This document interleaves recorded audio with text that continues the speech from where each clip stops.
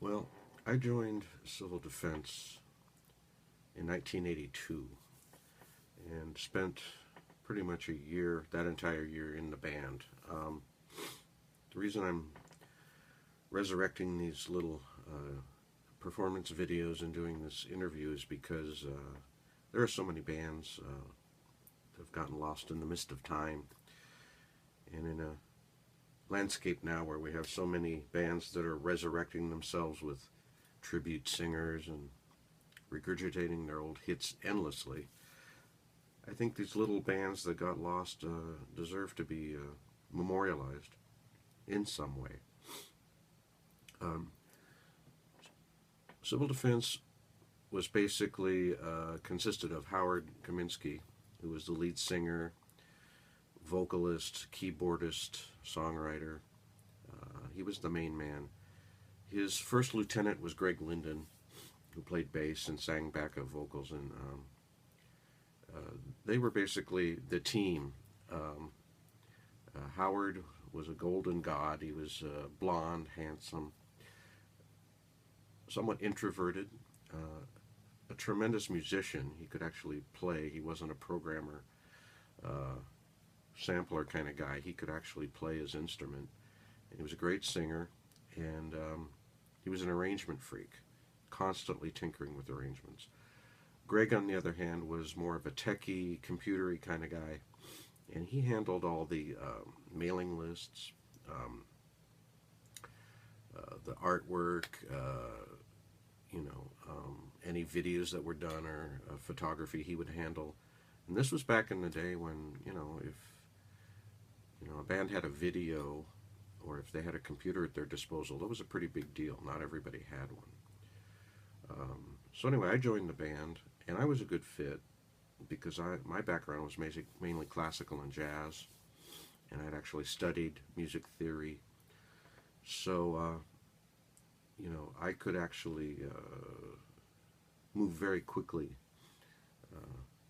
according to their musical whims. If, they said, hey, could you put this note on top of that bar chord you're playing, I could do it. Or I could play lead lines with the synthesizer. And I learned pretty early on that it was not going to be a lead guitar band. It was going to be me, getting packed down in the mix with the synthesizers. So I played guitar with that in mind. It was a great group to be in. I really enjoyed it because I was looking for people who, musically were really adept, who perhaps maybe were a little smarter than me, and who were more fluent than me. I was kind of looking to take a step up in my life and surround myself with people who would challenge me. We were all very sober. We worked really hard in the studio, in the rehearsal studio. And it was a very, very enjoyable time. We played maybe only 12 or 15 gigs in our lifetime together, but they were all good gigs. We played the Troubadour a couple of times. We played Grant High School one time for a crowd of a few hundred screaming girls. That was my first experience with having girls scream at me while I was playing on stage, which was a nice moment. And then I decided to quit. I decided to leave the band. There were a couple of reasons. I wasn't allowed to write in the band, and quite frankly, most of my material was not ready for them to play anyway. But I did want to write, and I wanted to front my own band, so that was a consideration. The other thing was, I don't think they really knew how to take it to the next step.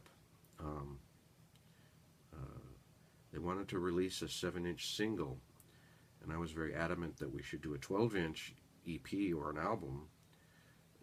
Because the band was so big and it was so grandiose, it needed a bigger statement than a 7-inch single.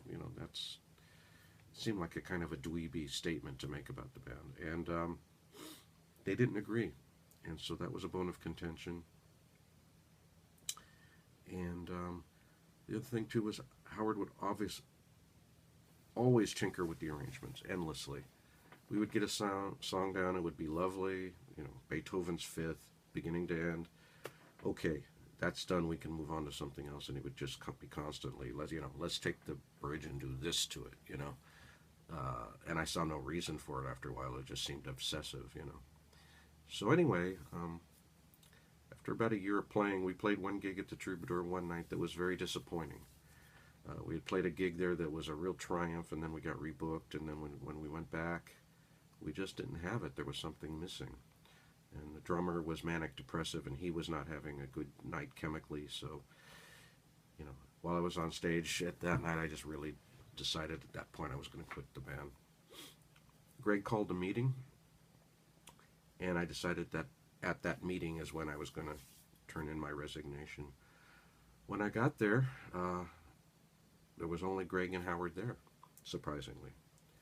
And what they had decided is they had decided to let go the other two members, the drummer, and Avi, the keyboard player, which I didn't understand because he was such a capable musician, but we were going to carry on with me, Howard, and Greg as a trio, and get another drummer and start playing as a fourth piece. And the plan was to go into the studio and record the single. They were going to give me a larger role in the band, not writing necessarily, but they were going to make my guitar more prominent. And I basically said no. I had to leave and I had to write. And I was, there was some integrity on my part in the fact that I really wanted to go and record with these guys, but I didn't want to go in and record and have them have a record that they spent a lot of money on, and then me leave the band, which I knew I was going to do at some point anyway, and leave them holding the bag with a record that they couldn't go out and promote with live gigs. So that was part of my thinking. I later called them up and said I wanted to come in and play guitar for them if they wanted me to do that, and Greg said no, he was going to play guitar, and that didn't really turn out that well. If I had it to do over again, I would have stayed longer. It was a musically enriching experience, really advanced me as a musician, and I love Civil Defense, and I really think they deserved a better fate. Howard later went on to record some albums on his own, solo albums, under the name of Mind Like Vinyl, some very fine music. He tragically died in 2009. I hear, rumor was that he was depressed. He was having financial problems. I'm not sure if any of that's true. And we don't know if, he was only 50, if he died from, medication, or if he had had enough and decided that he just didn't want to carry on anymore. It's something I don't know, and I would like closure on that and like to find out. But rest in peace, Howard. Anyway, I hope you enjoyed these little performance snippets of Civil Defense. I wish there was more stuff in the archives of a higher quality, but I think it gives you an idea of, how what an ambitious little band we were. Thanks for listening.